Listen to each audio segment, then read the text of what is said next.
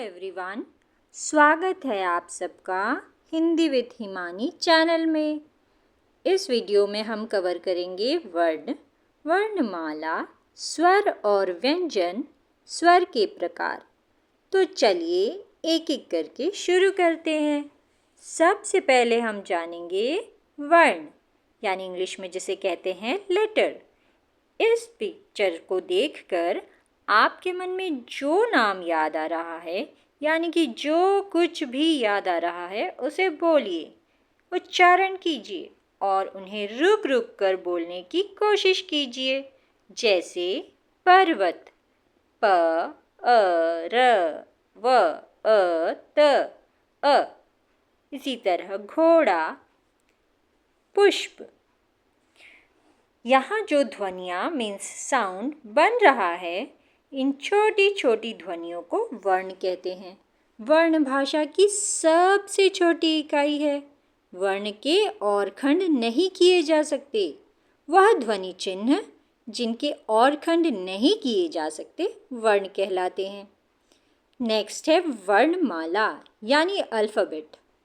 वर्ण प्लस माला is equal to वर्णमाला, अर्थात वर्ण के समूह। किसी भी भाषा के मूल ध्वनि चिन्हों के व्यवस्थित समूह को वर्णमाला कहते हैं। नेक्स्ट है वर्ण के भेद। वर्ण के दो भेद है, स्वर यानी वॉवल, कॉन्सोनेंट या व्यंजन। अब हम जानेंगे स्वर के भेद। स्वर के भेद, स्वर के तीन भेद है। ह्रस्व स्वर यानी शॉर्ट वॉवल, दीर्घ स्वर यानी लॉन्ग वॉवल, और तीसरा है प्लूत स्वर यानी लॉन्गर वॉवल। ह्रस्व स्वर में चार हैं, अ, ई, उ, री, और दीर्घ स्वर में आ, ई, उ, ए, ऐ, ओ, औ, और प्लूत स्वर में आएगा ओम, यानी कि प्लूत स्वर में वो सारे स्वर आते हैं जिन्हें आप गाकर जोर जोर से बोल सकते हैं। अब सबसे पहले ह्रस्व स्वर। ह्रस्व स्वर में जैसे हम कम हवा लगती है या समय कम लगता है, वो है ह्रस्व स्वर। जैसे अ, ई, उ, री।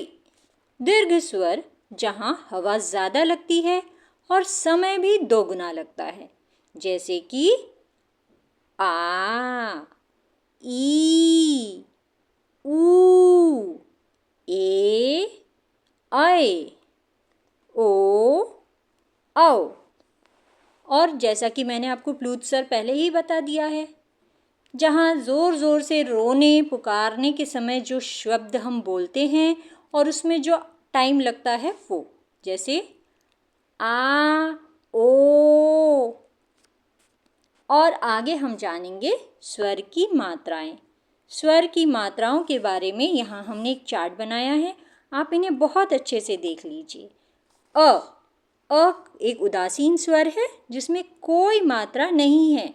आ, ई, इसका सब की मात्राओं को आप अच्छे से चार्ट में देखिए और हम इनके एक पिक्चर अपने चैनल पर पोस्ट कर देंगे। आगे हमने इनके मूल रूप और शब्द कुछ अलग अलग लिखे हुए हैं।